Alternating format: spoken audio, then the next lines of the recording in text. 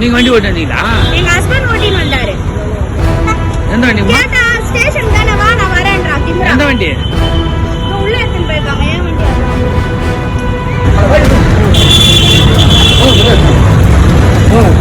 ஒரு சாணினா நான் வச்சிருவோம் உன்னை.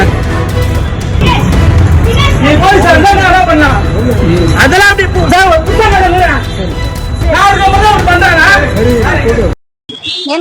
எங்களை பின்தொடர்ந்து ஒரு நபர் இருசக்கர வாகனத்துல வந்து கொண்டிருந்தார்.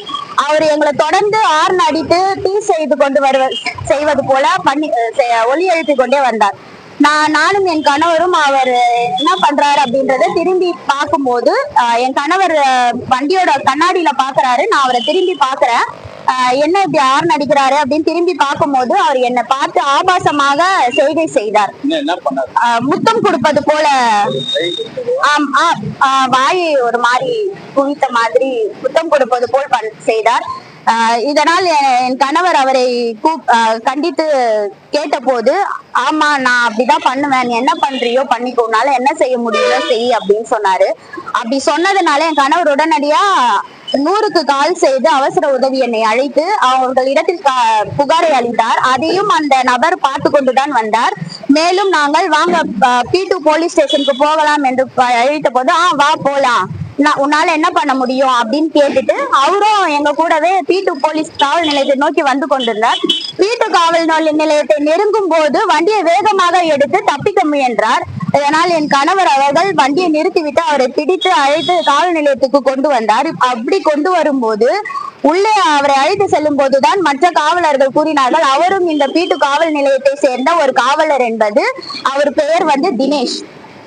அவர் வந்து வண்டி ஓட்டிட்டு வந்த வண்டியில 2 சைடுமே நம்பர் பிளேட்டும் கிடையாது, ஃபுல்லா குடிச்சும் இருந்தாரு.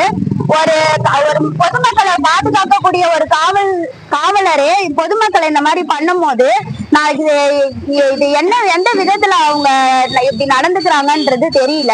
இது எங்களுக்கு இந்த நிலைமை, என் கணவரோட வரும்போது எனக்கு இந்த நிலைமை அப்படின்னா நான் தனியா வரும்போது அவர் என்ன செய்திருப்பாருன்னு நினைக்கும் போது எனக்கு ரொம்ப பயமா இருக்குது. இதே மாதிரி சாதாரண பொதுமக்களுக்கு எந்த அளவுல பாதுகாப்பு இருக்குன்றத எனக்கு தெரியல. அதனால நேற்று நாங்க கிரைம் பிரான்ச் இன்ஸ்பெக்டரை பார்த்து பேசினோம். அவர் மறுநாள் நாளை வாங்க அப்படின்னு சொன்னாரு. அதனால இந்த தினத்துல வந்து நான் இதை குறித்து புகார் அளித்திருக்கிறேன். இதை முறையாக விசாரித்து இதுக்குரிய நடவடிக்கை எடுக்குமாறு நான் தாழ்மையோடு கேட்டுக்கொள்கிறேன். வராங்க அவர் இது பண்றாங்கன்னா அவர் P2 ஸ்டேஷன் கிட்ட வந்து ஓட பார்த்தாரு. நான் இறங்கி ஓடி போய் பிடிச்சி அவன் வந்து தான் தெரியும் அவர் போலீஸ்காரன்னு. ஆனா அந்த கம்ப்ளைண்ட் நான் உள்ள போய் இன்ஸ்பெக்டர் கம்ப்ளைண்ட் கொடுத்து பேசும்போது அவரை வந்து தலைமுறை பண்ணிட்டாங்க. அவங்க நைட் அவர் அந்த இடத்துல கம்ப்ளைண்ட் கொடுத்து நான் ஒருத்தர் கம்ப்ளைண்ட் வந்து பிடிச்சி விட்டுருக்கேன், அந்த இடத்துல வச்சிருந்தோம். நான் உள்ள போய் பேசுறதுக்குள்ள அவர் அமுச்சு விட்டுருக்காங்க. இதே ஒரு பொதுமக்கள் பண்ணியிருந்தா அவங்களுக்கு என்ன பண்ணிருப்பீங்களா, உள்ள அமுச்சு விட்டுருப்பாங்களா? போலீஸ்க்கு ஒரு இதுவும் பொதுமக்களுக்கு தனியா ஒரு இதுவும் பண்ற இதுவாது. எங்க ஒய்ஃபுகளை எந்த பொம்பளை இருந்தாலும் எந்த பொண்ணு இருந்தாலும் எந்த அக்கா தங்கச்சி இருந்தாலும் நான் கம்பல்சரி இந்த மாதிரி தான் நான் நடந்திருப்பேன். அதனால ஒரு மாதிரி தக்க நடவடிக்கை மாதிரி தாய்மொழி எவ்வளவு தூரம் அதை வெயிட் பண்றாரா? எவ்வளவு தூரம் வந்தாரு? ஒரு 400 மீட்டர் வந்திருப்பாரு. அதுக்கப்புறம் நான் தான் ஒரு பின்னாடியே வந்தேன். அவர் அந்த ஹார்ன் அடிச்சுட்டு வந்தாரு. அந்த பின்னாடி டாக்ஸி வந்து கொடுக்கும்போது கூட 2 பசங்க வந்து உள்ள சொல்லிட்டு போனாங்க, அவர் பண்ணாருன்னு சொல்லிட்டு போனாங்க. உடனே அந்த எஸ்ஐ என்ன பண்ணாங்க, அவங்கள வந்து அனுப்பிச்சு விட்டாங்க. இப்போ நீ போன அவர் அனுப்பிச்சு விட்டாங்க. அவர் அனுப்பிச்சு விட்டு